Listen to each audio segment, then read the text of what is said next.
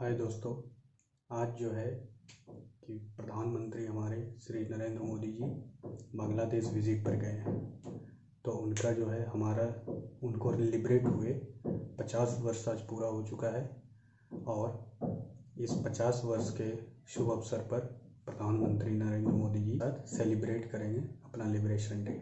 आइए जानते हैं कैसे लिबरेट हुआ बांग्लादेश और क्या क्या इसमें मुश्किलें झेले और कौन कौन जो है इसमें मेन मुख्य सब जो है लीडर रहे यहाँ पे, जो कि बांग्लादेश को आज़ाद कराने में मदद किए। सबसे पहले देखते हैं बांग्लादेश। आप लोग सभी जानते हैं 1947 में बांग्लादेश ईस्ट पाकिस्तान के नाम से और पाकिस्तान जो अभी है वो वेस्ट पाकिस्तान के नाम से जाने जाते थे। आज उसका 50 साल पूरा हो चुका है 1971 में, जब से वो लिबरेट हुए, क्योंकि 1971 में मेन बांग्लादेश बना था। आज देखते हैं इसे। सबसे पहले तो देखते हैं शेख मुजीबुर रहमान। ये बहुत ही प्रोमिनेंट लीडर है।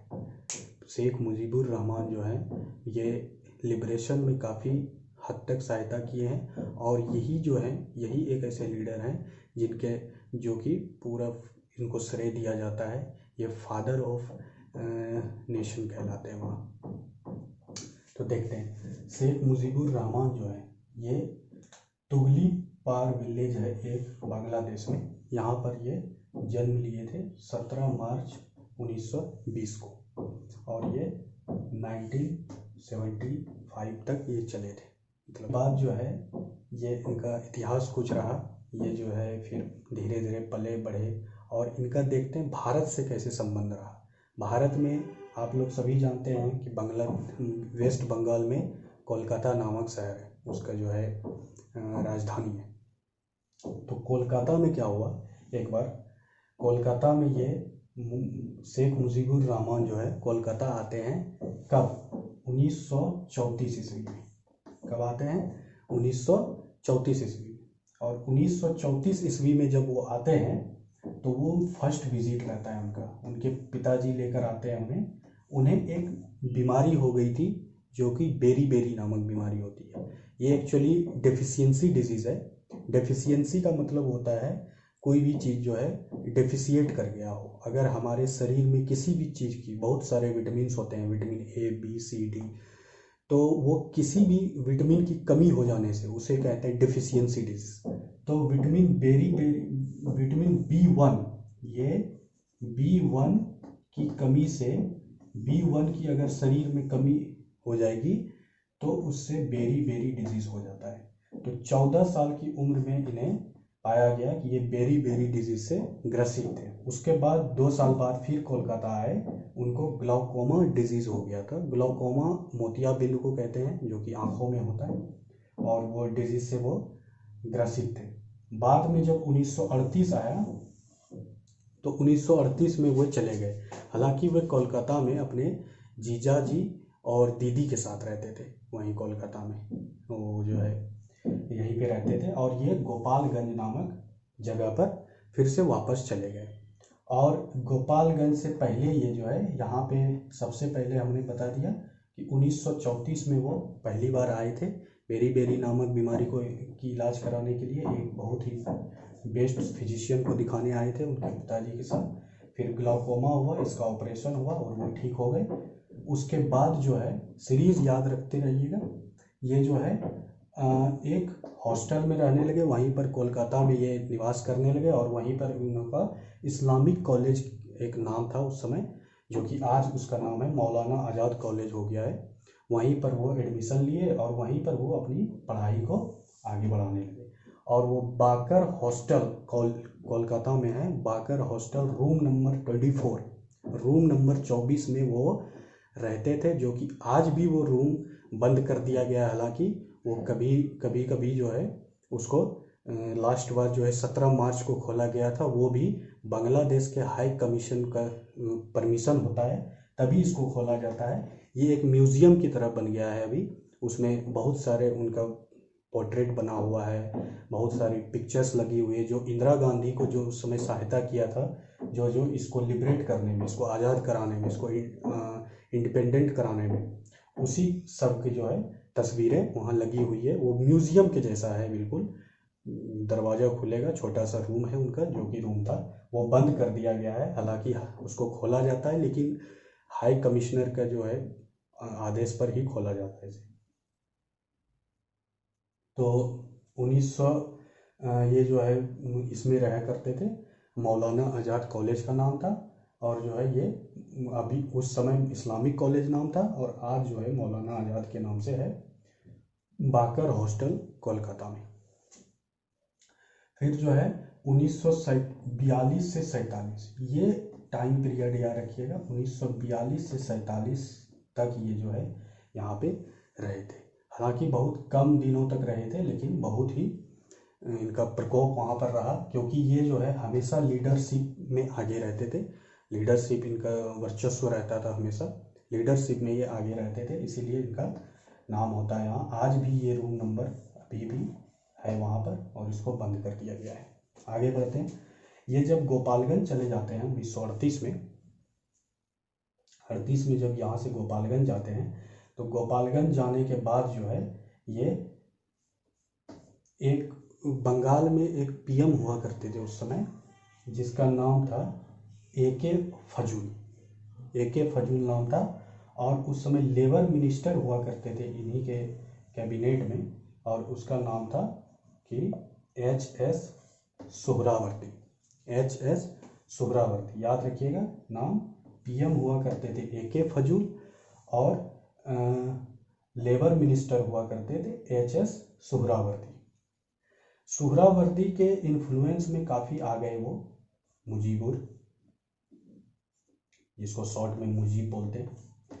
मुजीब जो है वो सोहरावर्दी के इन्फ्लुएंस में काफ़ी थे। ऐसा कहा जाता है सोहरावर्दी जो थे वो जो है पहली मुलाकात में ही मुजीब को पहचान गए थे कि इनमें पॉलिटिकल लीडरशिप का क्वालिटी है। और फिर जो है ये काफ़ी आगे चलकर जो है 1943 में फिर जो बंगाल फेमाइन हुआ, बंगाल फेमाइन में क्या हुआ कि ये एक छोटा सा किचन खोल लिए, और किचन में जो है सब बंगाल फेमाइन के पीड़ितों को एक टाइम का भोजन खिलाते थे। और फिर कलकत्ता राइट्स जो हुआ, कलकत्ता राइट्स हुआ था 1946 में। इसमें जो है ये अपना जो बाकर हॉस्टल है, बाकर हॉस्टल जो भी है, तो बाकर हॉस्टल को तब्दील कर दिया था रिफ्यूजी कैंप में। ये सारा यहाँ इस्लामिक कॉलेज में, बाकर हॉस्टल में, जहाँ पर जगह मिलता था ये सारा तब्दील कर दिया गया था। और सारा कलकत्ता राइट्स पीड़ित जो है, जो भी रिफ्यूजी थे भाग कर आते थे, वो सारा बाकर हॉस्टल में कोलकाता में रहा करते थे। इस तरह से चला, और ये काफ़ी भूमिका निभाए। मुजीब इसमें काफ़ी बढ़ चढ़ कर हिस्सा लिए। वो पीड़ितों को सहायता करते थे, जो भी राइट से पीड़ित आते थे वो उनको यहीं पर रखते थे। पूरा कॉलेज ही बन गया था वो रिफ्यूजी कैंप। फिर जो है 21 मार्च 1948 को, 21 मार्च आप लोग जानते हैं, इसके पहले जो है 1947 को हमारा भारत जो है आज़ाद हुआ था। और भारत आज़ाद होने के साथ साथ बांग्लादेश भी और पाकिस्तान की भी डिमांड की गई थी, जो कि वो भी दोनों अलग हो गया था। उस समय बांग्लादेश का नाम ईस्ट पाकिस्तान था, और आज जो पाकिस्तान है उसका नाम वेस्ट पाकिस्तान। तो अब जो है वो 47 में हुआ। उसके ठीक बाद, एक साल बाद जो है, लगभग 21 मार्च 1948 को जिन्ना जो है, जो कि आप लोग सभी जानते हैं, जिन फाउंडर रहे हैं, पाकिस्तान को अलग करवाने में इनकी काफ़ी भूमिका रही है पाकिस्तान डिमांड में। और इसका 14 पॉइंट था, वो बाद में डिस्कस करेंगे, लेकिन उसका जो है अभी जो चल रहा है बांग्लादेश के बारे में बता रहे हैं। 21 मार्च 1948 को जिन्ना जो है वहाँ पर कह दिया कि ईस्ट पाकिस्तान, जो कि अब बांग्लादेश है, उस समय ईस्ट पाकिस्तान था, वो जो है अब वो वहाँ पे उर्दू लैंग्वेज जो है वो उसका स्टेट लैंग्वेज बन जाएगा, ऐसा कह दिया। ये कहते ही काफ़ी भूचाल सा मच गया, वहाँ पूरा बवाल हो गया। ये भी जो है मुजीब भी काफ़ी पहले तो इनसे इंस्पायर्ड थे, जिन्ना से, और लेकिन बाद में इन्हें लगने लगा कि जो है ये हमारे फेवर में नहीं है। एथनिक डिस्क्रिमिनेशन होने लगा बहुत ज़्यादा। अपना लैंग्वेज को, उर्दू को थोपने लगा, जबकि यहाँ इधर ईस्ट पाकिस्तान में बंगाली ज़्यादा बोला जाता था, बांग्ला बोला जाता था।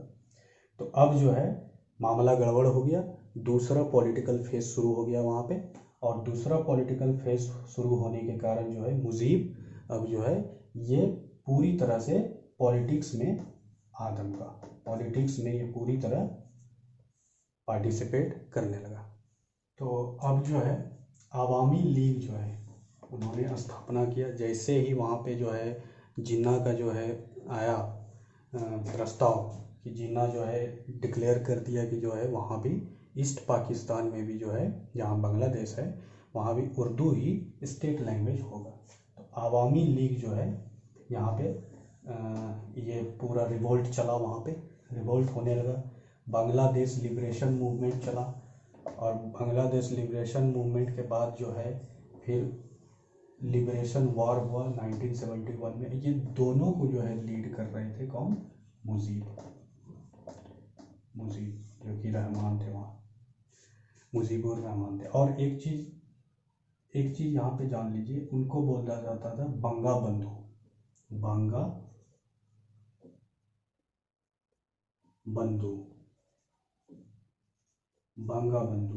बंधु मतलब होता है फ्रेंड ऑफ बंगाली,